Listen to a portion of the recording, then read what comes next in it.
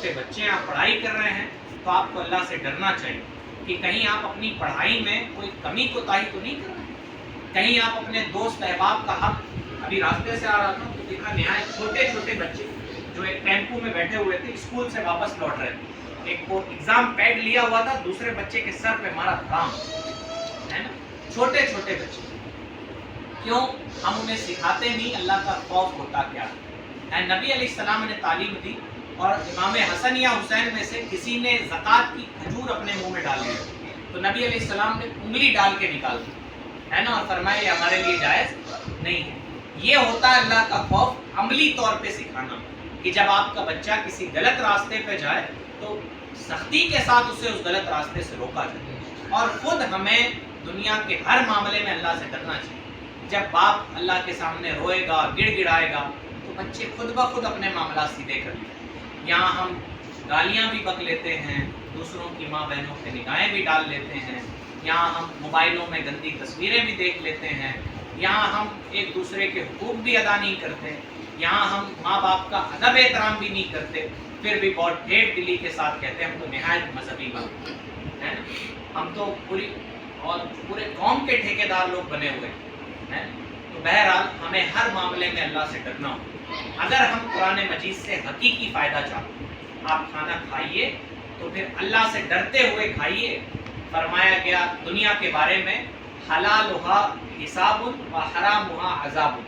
ہم ایسی خطرناک جگہ پہ ہیں جہاں اگر ہم کسی حلال چیز کا استعمال کرتے ہیں تو اللہ کے وہاں حساب دیں, اور حرام چیز کا استعمال کرتے ہیں تو ہمیں عذاب میں مبتلا ہو. سیدھی سمپل سی بات.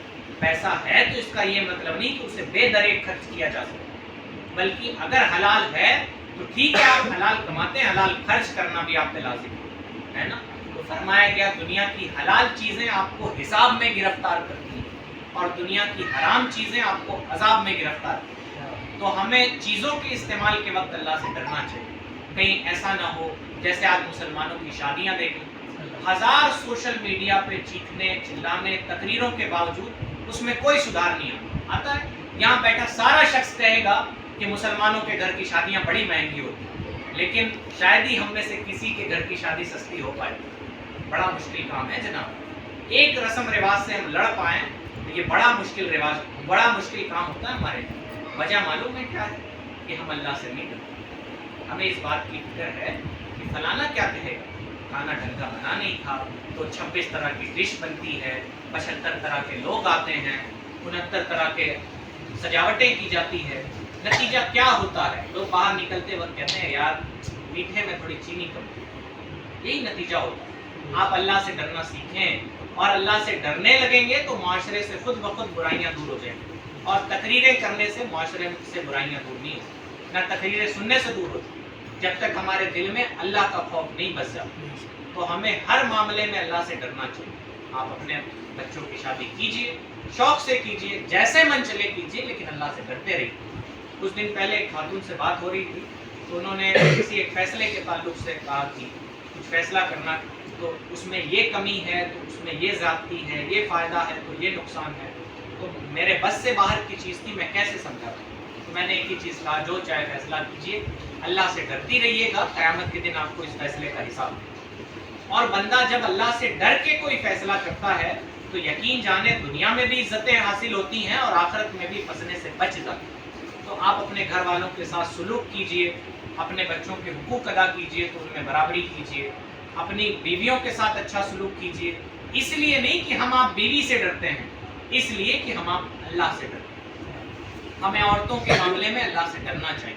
اور نبی علیہ السلام نے دنیا سے ظاہری طور پہ پردہ فرمانے کے وقت ارشاد فرمایا کہ عورتوں کے بارے میں اللہ سے ڈرنا, اور فرمایا کہ غلاموں کے بارے میں اللہ سے ڈرنا, اور نماز کی پابندی کرنا. آج ہم نماز بھی پڑھ لیتے ہیں, کس لیے پڑھ لیتے ہیں کہ ایک فرض ہے, یا پتہ نہیں ہم اسے فرض سمجھتے ہیں یا قرض کہ جلدی سے پڑھ لیں تو پتہ نہیں موقع ملے نا. ہمیں نماز بھی اللہ تعالیٰ سے ڈرتے ہوئے پڑھنی چاہیے. نماز اسی لیے ہے کہ ہمارے سینوں میں اللہ کا خوف پیدا ہو جائے. یہاں نماز پڑھ کے باہر نکلتے ہیں, ٹوپی اتار کے جیب میں, اور فون پہ ہم ڈسکس کرنے لگتے ہیں کہ اگلا کون سا غلط کام ہمیں کرے. ہمیں اللہ کا خوف حاصل ہی نہیں. تو جناب اگر ہم اپنے اندر اللہ کا خوف نہیں پیدا کریں گے تو یاد رکھیں نہ نمازوں سے ہمیں حقیقی فائدہ ہوگا، نہ قرآن مجید سے حقیقی فائدہ ہوگا، نہ دوسرے نیک اعمال